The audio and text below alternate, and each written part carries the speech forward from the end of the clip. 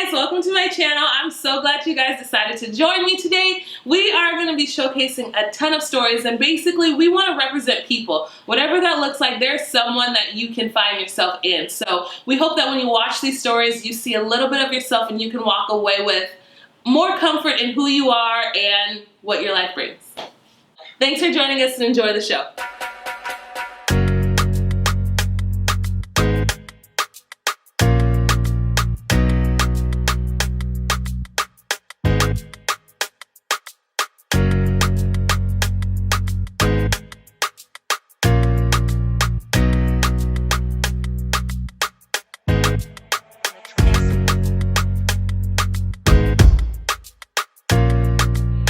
Question, ladies, is what was your childhood experience as a Black or biracial girl, and how did it shape your outlooks on life?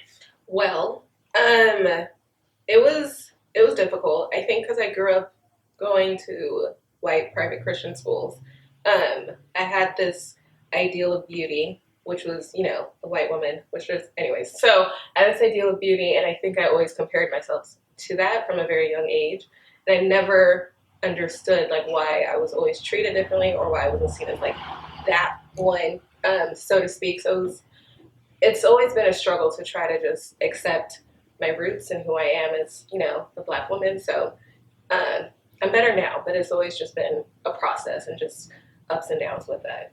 What did accepting your roots look like or mean to you that you didn't accept?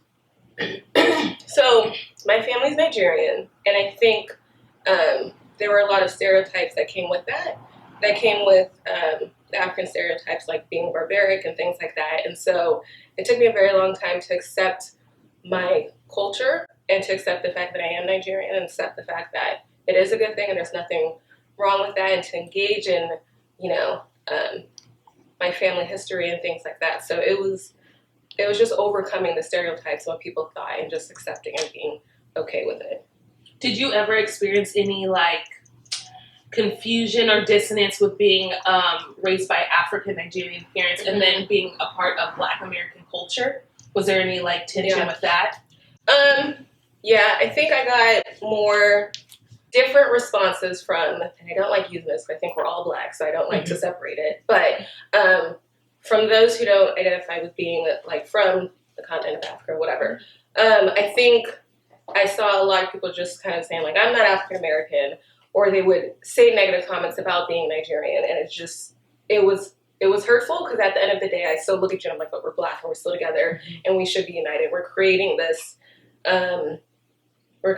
separation that I don't like, and quite frankly the African Nigerians also do the same thing, and there's this weird hierarchy within that, and I don't like it, and I would just rather all of us just be cohesive and be one.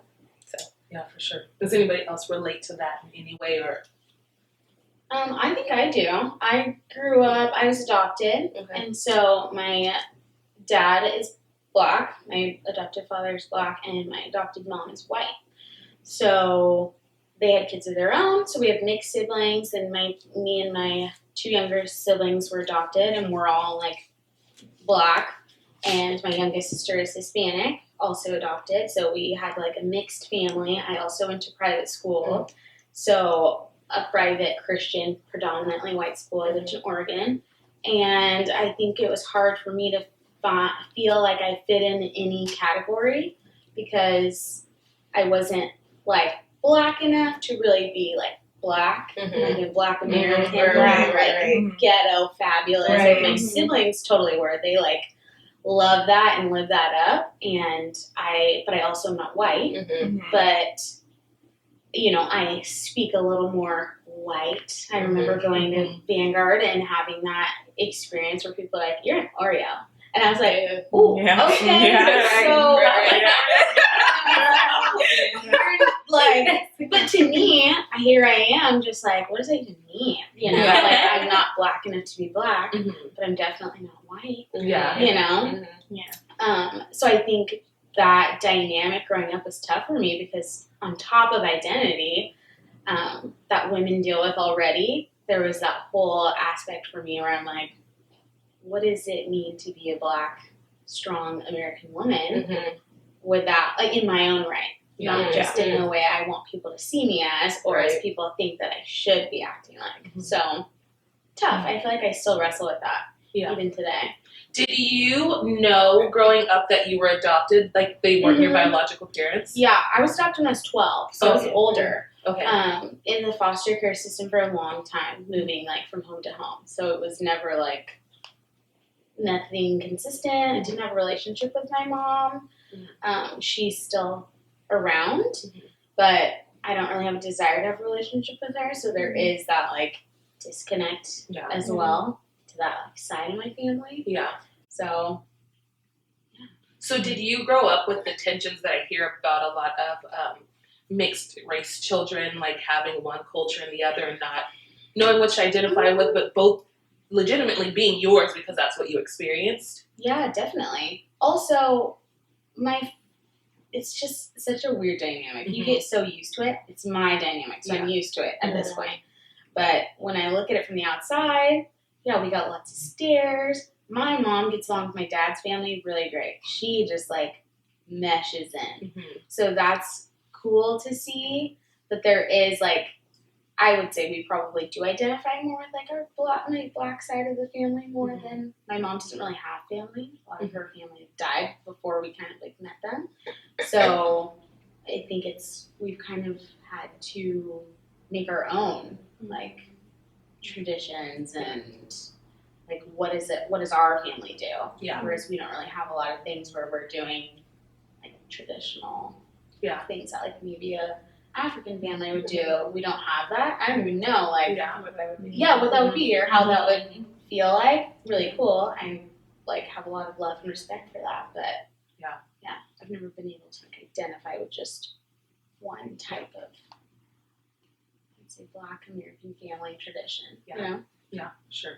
Emery, I know that you are biracial. You have two beautiful cultures. Do you want to talk about that? Yes, it's similar to what she was talking about. For me, growing up in a completely different country, not knowing that this was different until I moved here. In Belize, where I was until I was 18, we don't have just Black or white. It's not specifically this culture does this and this culture does this, but we do have ethnicities that we would always celebrate on Cultural Day. You would always get dressed up in like the costume that fits your ethnicity. Even though most of us were mixed, there was still one thing that we like would look like is what like we would say in I guess you guys call it elementary school. But growing up, it wasn't even about like what race you were or really like what your culture was, I would say. I didn't really know or be able to identify those until I got here. Because then I guess I noticed that people really categorize themselves with what their culture was, what their traditions were, what they did. Growing up, all I saw my mom do was she would create family time. She would create her own traditions, her own culture. My mom was originally born in California. Okay. She moved to Belize when she was maybe about 8 or 9. So basically she was raised there. She doesn't remember much of over here, but a lot of that where people would classify a Black mom, she has a lot of that personality with her.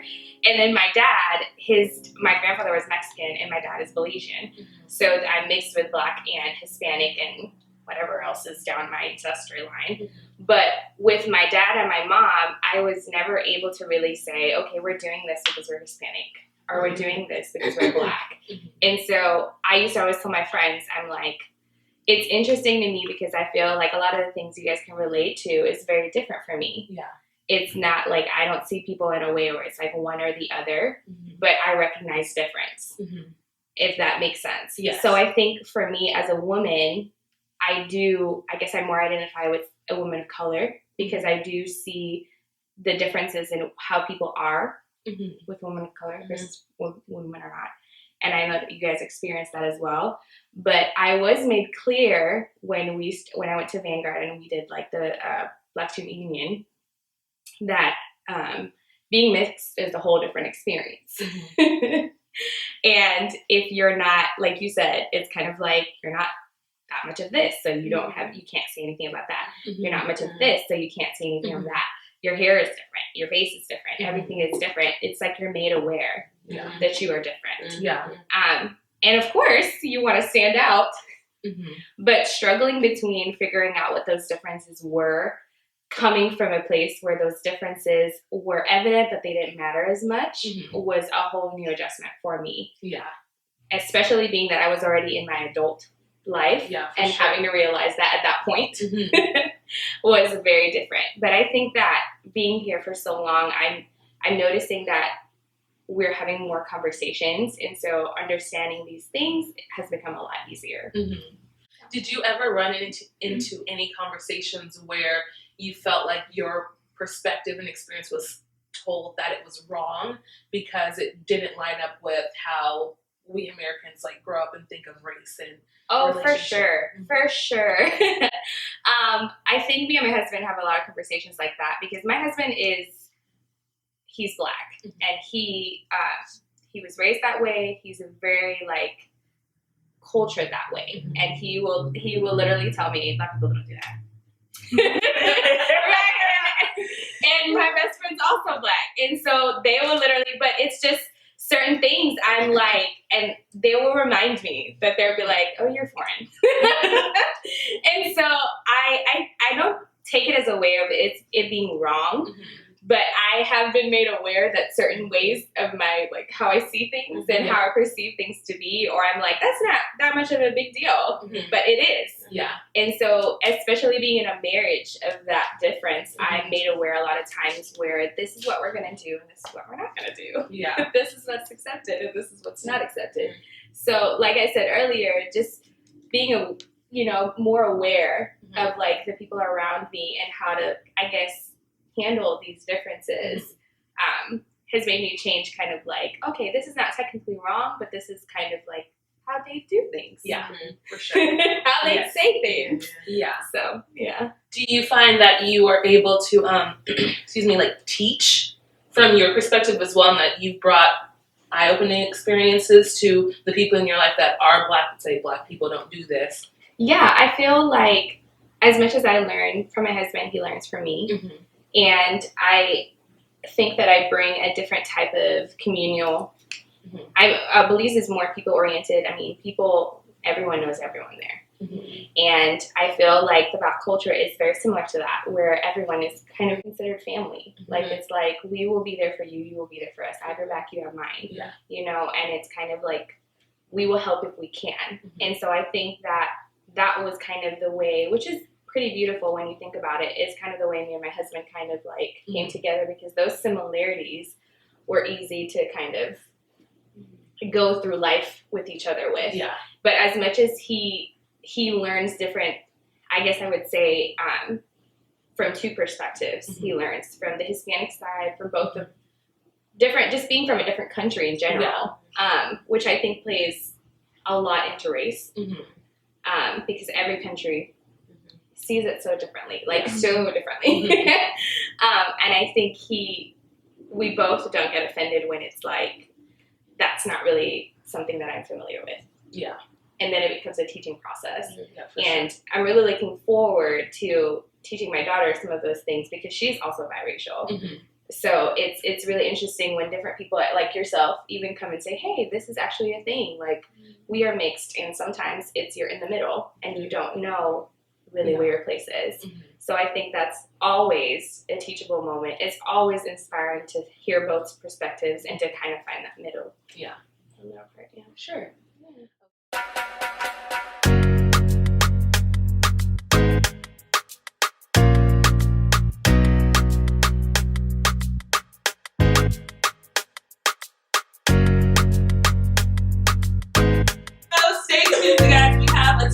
Topics that we're talking about, hitting on, and hopefully as these women speak that you hear something that you can relate to and see yourself in their story.